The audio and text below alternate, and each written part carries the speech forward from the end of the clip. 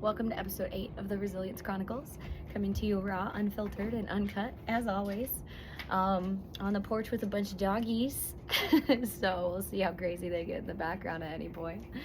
Yeah, I think it's been like 3 weeks since my last update or chronicle. And it's interesting because I was feeling like a little bit like I should be filming something, but I wasn't, and I just like didn't have anything yet to say, really. And I thought for a minute that I was like getting into a little bit of a performative mindset, that it needed to be like good enough. But I think maybe it was also just like I didn't have a transmission yet. And these are very like, this is a calling. These videos are a calling. They're like transmission based. And I just had that calling this afternoon, so I think it's time. And I don't know like exactly what my message is today, but I do have a couple ideas. And the first one being like, I was just driving home. I just went and got my oil change. And I went to like a Take 5, you know, where oil changes are like $100 and it takes like 10 minutes. And it was so nice to just be able to do that.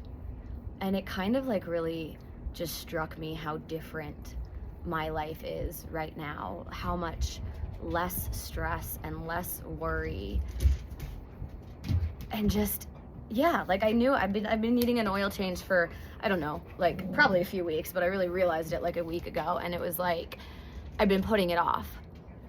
And then today I was just like, you know what, I'm just gonna like drive into one of those places and get it done. And just to be able to do that made me really aware of how deeply I've been in survival mode for the last 2 years, and how I've gotten out of it, and how I'm not right now, and how nice that is. Like, I have $100 to just get my oil changed, and it doesn't have to be a big deal. And it used to be a big deal because $100 was a lot, and that was really hard to do. It's like you keep putting it off because like you feel like you don't have the money and you can't afford it, but you need it, and then you just don't do it, and then that actually makes things worse because then, you know, your car's more likely to break down or have bigger problems later that are going to cost more later. But that's the struggle and the mentality when you're in that survival place, which frankly I've been in basically since my brain injury.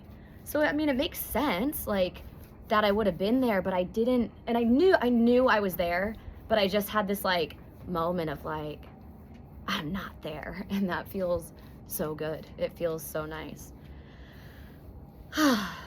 So that was a moment. I think last episode I talked about my quantum leap onto this like new level, and I've just been really enjoying being at this level. And one other thing I wanted to like talk about was like, being at this new level doesn't mean there's no problems. It doesn't mean that there's no bad anything. It's just a different level of it all. And yeah, that's something I talk about like with my clients a lot. I have a mentor that has a concept of like, she calls it the 50-50. Like life is 50-50. It's half good and it's half bad. And I think this is a really useful concept because that is the truth of the human existence. Like, there is not any reality where we could do everything so right that everything would just be good all the time. Like, we're not going to be happy all the time. The goal of life shouldn't be to just be happy, because it's not real. That's not reality. That's not human reality. So we cause ourselves a lot of unnecessary suffering when we strive for that. That's not, obviously not to say like we're gonna be happy sometimes, and that's great. We should like work towards the things that we want, that we enjoy, but I also would offer that progress and fulfillment and joy and like these deeper emotions are actually much better than happiness, and require some difficult emotions, require some discomfort to get to. And yeah, I'll just leave that there for now. So this weekend there was an acro festival in town, and it was really interesting because I discovered that my ex acro partner, the whole thing that started the Resilience Chronicles in the first place, talking about it while I was still going through it, you know, I had really like, when, you know, his betrayal and his lies and how devastating that was. And I discovered this weekend that he'd actually been two-timing me the entire time. that we were together. So that was some new information that was pretty heavy. I can't actually say that I'm surprised since I already had seen his deceit and manipulation, but I didn't realize how deep it was. I didn't realize it just really took it to a whole new level. So that was like some heavy information to then be processing like during the Sacra Festival. So that's something, you know, even at this new level, there's still like these things that we go through. And, you know, at first there's just like, what do I do with this? And yeah, I still don't know exactly, but I've been able to process a lot. So I've been able to I feel like this is my life right now. It is like this warp speed growth portal, and these big things happen and I move through them like quite quickly. So even with this information, like it was really big and heavy at first, and then, you know, it was like fucking but here we are a couple days later and it's dissipated quite a bit. I mean, I suppose if anything, it scares me how many people in the world are like this, like, and just it's just so sad. It's so sad, the depths of manipulation and deceit that people will use to feed their own egos, like to avoid some temporary discomfort for themselves, but like, aren't they creating such more long-term discomfort for themselves, I would think? I mean, they're certainly creating a lot of pain and suffering and discomfort for everybody around them in waves and droves. But yeah, anyway, I suppose, you know, one thing I think is that we can't understand the mind. Like, when you're not that kind of person, you can't understand the mind of that kind of person. And you think, I mean, you know, part of my brain wants to try, but then it just like, I kind of just hit these walls because it's like, I can't understand. I can't understand. Yeah. And then, yeah, these last 2 years, right? Like the survival mode and the pain and the suffering, and it's kind of no wonder. I mean, it's like basically like brain injury and narcissist abuse all together. And I think a lot of things that I blamed on my brain injury were probably actually symptoms of narcissist abuse, and it's hard to like untangle them because they were both happening at the same time. But I am so fucking grateful to be out of it, because that is another really interesting thing that happened. I ended up like, you know, talking to quite a few people at the festival and having some really deep conversations with some other women that were there. And even the ones unrelated to, you know, my ex, just other women in the acro community, or just other women in general, and hearing their stories of similar things and what they've been through and what some of them are still going through. And that was a really interesting, like,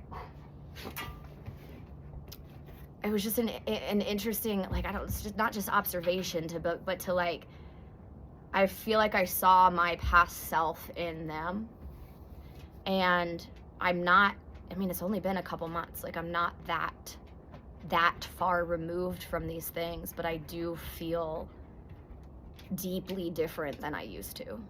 And I mean, I just feel deeply for these women who are still experiencing these things, and it just like, it makes me want to understand how to help other people get out of those things. And some insights I had, I mean, I remember so I have been in 3 relationships in a row with manipulative, deceitful, narcissistic men who actively manipulate multiple women at once to what I would assume be to feed their egos and whatever is broken inside them. And so clearly it's a pattern for me, you know, because like, it is not my fault that I was a victim of that. And also there's something in me that attracted that or allowed that to happen, that didn't see what was going on and leave sooner. That isn't like, you know, it's like our own wounds are what put us in these situations to get more wounds. Like, it's fucking crazy, but it is what it is, right? So it's this interest, like, it's this both and, right? Because it is not this like one of the women I was talking to is like, she could see these things, but one of her thoughts was that like, it's her fault. And I just, fuck, man, I just want, like, it is not our fault. It is not her fault. It is not my fault. It is not the fault of a victim that they are a victim of these things that these people do. And it is our responsibility to continue to work for better for ourselves. Because also the truth is, we can say no, and we can create boundaries, and we can hold those boundaries, and we can choose better for ourselves. So it is really a both and, but that is the work, right? That is the work, to learn how to say no, how to choose better, how to not get entangled and wrapped up. And I mean, so many, I think, you know, it's this, we're caregivers, right? And we see people's potential, and we want to think better of these people. I can say men, women, I mean, it can be anybody, right? But my experience has been with narcissistic men. And we want, like, you know, okay, so us women who get in these relationships, right? Like, we are good people at heart.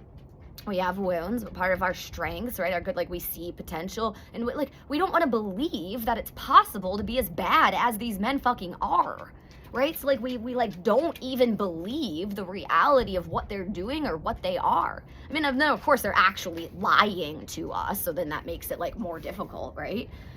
But there is still, like, yeah, I've learned to say no and to hold boundaries. And like, each one of these relationships that I've left, I've learned something more and something new. I remember the second to last one, the one I left Wisconsin for when I moved to Florida. I remember the moment when I finally loved myself more than that relationship or him. And that was huge. I remember, like, I had gotten home from a trip, and he had started screaming in my face about something that he had made up, accusing me of shit that was so not me. Was what I learned later, is he was just projecting his own, you know, the things that he had done onto me. But I was just standing there, because it's like, it's so irrational. Like, he's just screaming in my face about all these things that are just so irrational, and there's nothing you can do or say back to that. But when you're trapped in it, like, you either try, or you just get quiet, or you go hide, or like, whatever it is, you wait for it to pass. But this time I left. That time I was like, I'm not gonna stand here and have this horrible energy projected at me. And I got in my car and I left, and I drove to my mom's house, and I mean, I was bawling, crying as I was driving away, because like, you don't want to. It's like, you love that person and you don't want to leave. But that time and that moment, I really remember deeply just loving myself and doing it for me, like, knowing it was the best thing for me to leave that situation. And it was hard, it hurt. Like, it doesn't actually feel good to do that, but it's like, it is also so right feeling. And then, like, a week after that, I actually packed up all of my things and drove to Florida. Like, that was the moment. And then I drove to Florida and fucking went through a lot of pain and fire and staying gone and really truly walking away from that, like untangling from it. And you know, then I was really committed and dedicated to my own healing, and had the best fucking 9 months of my fucking life.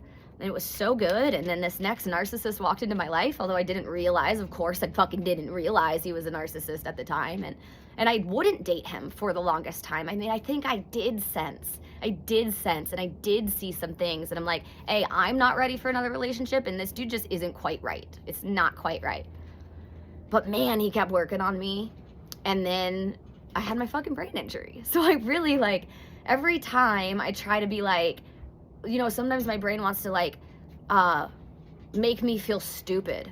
for getting into that next relationship, I also have to remember that I had a massive, massive brain injury. I really don't think I would have put up with his shit for as long as I did without that. But it is what it is. Like, it is what happened. I think, you know, it's one thing to go through things, and it's another thing to, like, shame and blame and ridicule ourselves. Like, it's just not useful. In hindsight, like, you know, we can see things in hindsight that we couldn't see in the moment. And so we can't, like, shame and blame ourselves for the things we can see now that we couldn't see then, because we're always just doing our best then. So anyway, brain injury, off and on, just fucking being entangled with this narcissist who, you know, also was my actor partner. And, like, you know, I've talked about this on other things, so I'm not going to go too deep into this, but that was a really hard part of it to leave. And I mean, even with the brain injury, even with the things, I mean, we were off and on because there'd be this moments where I could see this stuff and I'd be like, yeah, no, I'm not going to do this. But then he'd always suck me back in. And that's another thing that I think it's like, as soon as they realize they're losing you, they're like, I'm going to go get you back. And then they say the things and the sweet fucking lies, and God, it's just so, yeah, I just remember being in that. And I remember, like, the last time, like, I'd gone to Burning Man this summer, and I was, like, really getting away, and I was really feeling fucking good. I was feeling really good on my own. And then I come back, and, like, even I can remember feeling like I was being spelled, but just kind of walking into it willingly, because it's still, like, you know, it's the fantasy. It's the fantasy of the reality that you think you want. So I don't know, I just vividly remember what these things are like, and shit. I mean, I'm grateful for those hurricanes, because I think what really got me out, I'd probably still be in that if I hadn't started living with him and being in that energy every single day and having it get that bad. Like, feeling like I was dying, having my energy be so low. And then having it brought to my attention, like, other people could see it, and it was just undeniable. And then, again, like, loving myself enough. You know what? Even before that, there was this moment, because I could feel the shit energetically, right? And then he'd just, like, gaslight me, be like, this is your problem, there's something wrong with you, I'm not wrong at all. And now I know he's, like, literally actively cheating on me, actively lying to another woman, telling her we weren't together, as we definitely were together, and I was living with him. And, like, this girl lived in another town, so, like, right, you could get away with this because it was, like, a lot of, like, online and long distance communication, but just telling her complete stories, and then obviously lying to me, lying to her, who knows who else. But, like, hearing this stuff from this girl, I mean, she had no reason to lie to me. Like, she basically shared these things with me without any prompting, and it was just kind of eerie how similar what she was saying to me was to, like, my experience of this person. It's fucking wild. And then, you know, like, crying to her that I treated him badly, that I treated him badly. I mean, it's just, whatever. These things are not, they can't be rationalized. Like, it's just, like, even she started to be like, are you a compulsive liar, dude? Because this shit isn't adding up. It doesn't add up. And anyway, still a little bit shocked on some of those details. But what is so eerie to me is how similar his behavior was to some of my exes. And just how fucking deep that pattern is for me. And that is now my work, right? Because last time I thought that I was healing, although, you know what, I wasn't ready for a relationship and I got into it anyway. But yeah, I don't know, that's the work, is like figuring this out for myself, figuring out what I need to heal inside me, being more discerning, practicing, you know, really knowing and holding my boundaries. And, like, it's like, I don't know, like, one thing I think is like I will just not accept being treated anything other but extremely well by a man ever again. Like, this is the thing about the last one. This is the thing I realized. I got to the point where I would rather be alone than deal with that. I'd rather be alone than be with him. I'd rather be alone than be in the wrong relationship. I would rather be alone than have to deal with that energy. So I think it's like one of the steps on my path. It was like getting to the point where I loved myself more than the relationship or more than him. But then the next part was getting to the point where I'd so deeply rather just be with myself and be alone than be there. So those are things that I know at this point, and I'm going to keep learning from myself and from the world. And yeah, I'm really enjoying the season of being out of that and being in this, like, I feel like right now I'm in the this dog has just gone and gotten the entire bag of dog treats. You want a treat, Obi? I wonder if he'll bring it to me at some point, because he has brought the entire bag. It's closed. He hasn't ripped it open, but the entire bag of dog treats from the counter downstairs up here to this upstairs balcony that I'm currently on. That's amazing. Now, if he can just bring it over here to me, I will actually give him one, because I'm pretty fucking impressed by that. Okay, speaking of treats, so this new level that I've reached it's just a delightful playground to get to integrate all of this learning and growth that I've done and practice all of these things. Like, I am currently in another relationship where I am getting to practice all of these things. Like, hey, dog growls. Yeah, I don't even know exactly like how to say that better than that. Like, there are, like, I was honestly hesitant to get into it all, but like the universe just kind of gave me this fucking beautiful, magical thing. Like this, like, it's just really cool. And I feel like it would have been self-sabotage to run away from it.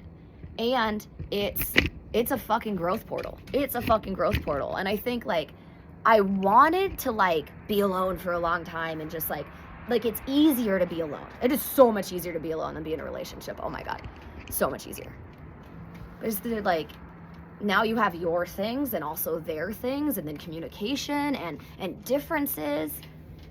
And it's a lot of work, honestly. And it was like, I mean, I'm working on so many other things. It's, like, not work that I really wanted to do.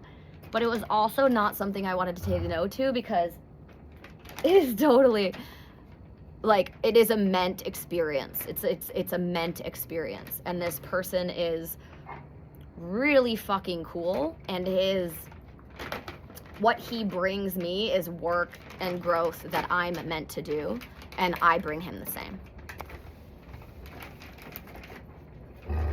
Guys! Okay. Alright. No. Alright, that was, he brought it up here, but he did get the bag open on his own, too. That's actually kind of impressive, honestly. But then he was starting to eat it back there, and now everybody is not too stoked about that, so we're going to set that to the side for now, guys. I'm sorry, but we're not going to do that right now. Now they're going to be hanging around the rest of this whole time. Yeah, so I think the really important thing is the commitment to the practice. And being willing to, like, here's another really big gem from the last couple weeks. Being willing to risk the relationship. This is another thing that one of my favorite mentors talks about. And that's, like, people, like, I mean, most people are probably familiar with the term people pleasing, right? It's like so many humans do that. They, like, don't want to speak their truth, or don't want to ask for what they want, or don't want to set their boundaries because they don't want to rock the boat. They don't want to make people feel uncomfortable. But then they end up sacrificing themselves and creating resentment and just, like, leading to, like, not great things, like, in relationship. So I'm a really, really big believer in, not doing any of that. But part of that is, like, speaking your truth and setting your boundaries and standing up for what you desire. That requires being willing to risk the relationship. And what I mean by that is, like, you can't be so afraid that speaking that thing could end the relationship or turn out badly, because that's what stops us, right? And you have to trust yourself, and you have to trust the other person, you have to trust the universe. So if you speak up, right? It's like, it's say something matters to me and I speak up for it, right? But I'm like afraid that the other person isn't gonna like that, or it's gonna be a deal breaker or lead to the end or something, but it's really important to me. If I don't share that, then I am sacrificing myself and potentially keeping myself in the wrong place or in the wrong relationship. So sharing those things may lead to the end of the relationship, but I have to trust that then that would be the right thing. And that would be the right step on my path, because if I share that thing and it doesn't go, the person doesn't understand, or it causes a rift that can't be repaired, or it's just not what they want, it's not even like a problem, it's just like, oh, we want different things, and so this isn't the right path, then you have to trust that that's right too. So Max, it's okay. Sometimes he grooms himself so hard that he yells. Anyway, guys, chill. That's been a beautiful, guys, everybody, okay, 1 second. Stop, go. These treats are a problem. It's not a problem that we're going to deal with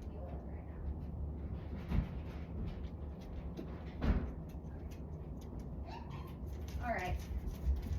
Pause. Okay, we had to deal with that because that was there's too many dogs wanting treats in one place while I'm doing this. Okay. You have to trust that. And so this is like being in a relationship so soon. I think maybe in some ways it's good because it is so important to me right now to not sacrifice myself and to not go against like my heart or something that feels wrong to me. So if there's like any little thing that doesn't feel right, I speak up about it right away, and I get to practice risking the relationship.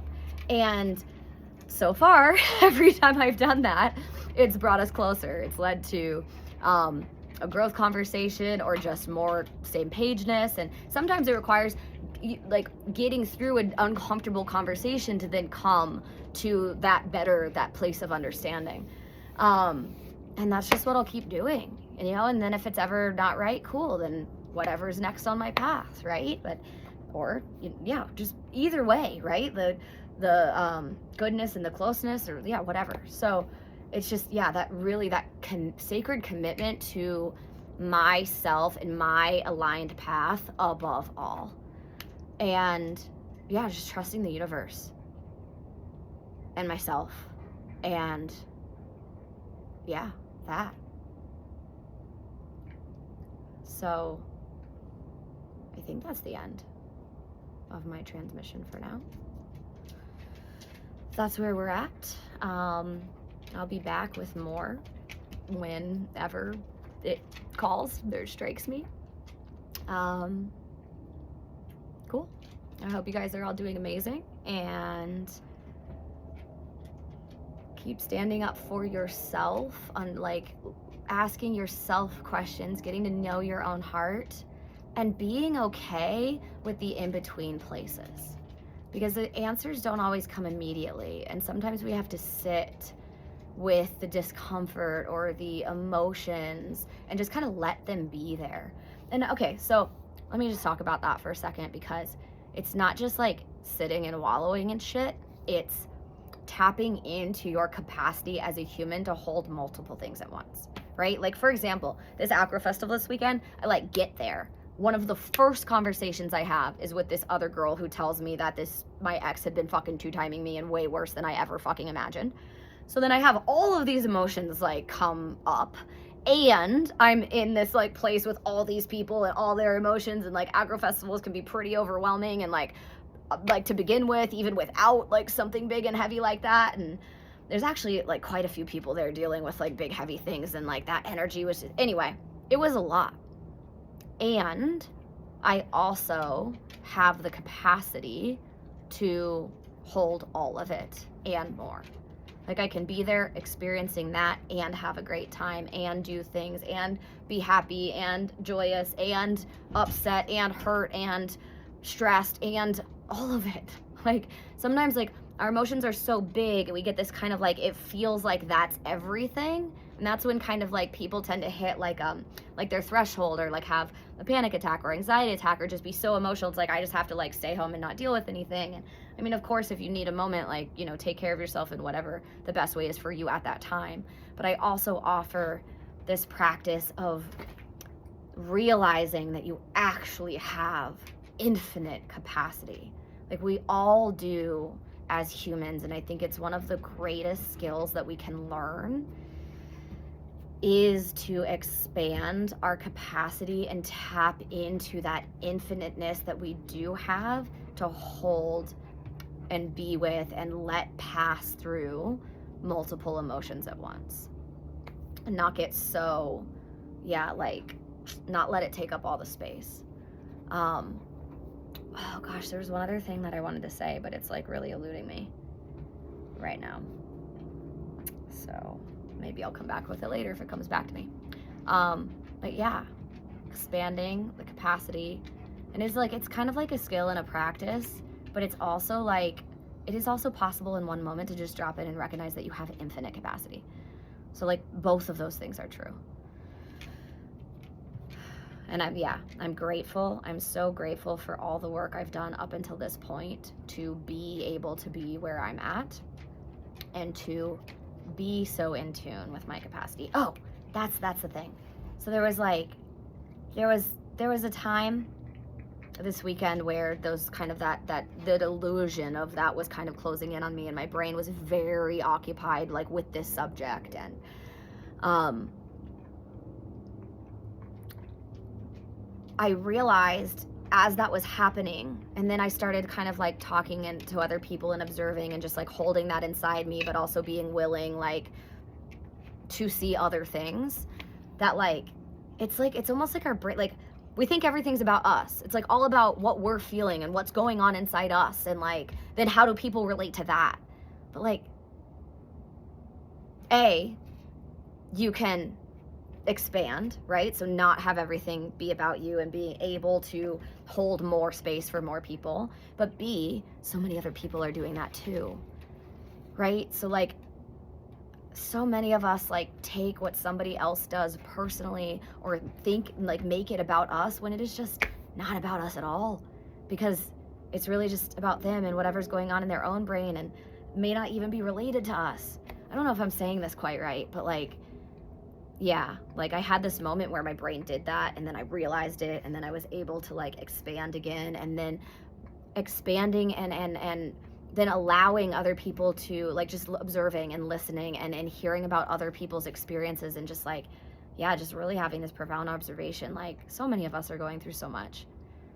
So I guess I just like implore everyone, or it's like kind of a reminder, like at any time, we have no idea what somebody else is going through. And they might be going through a lot, just like we've probably been through a lot.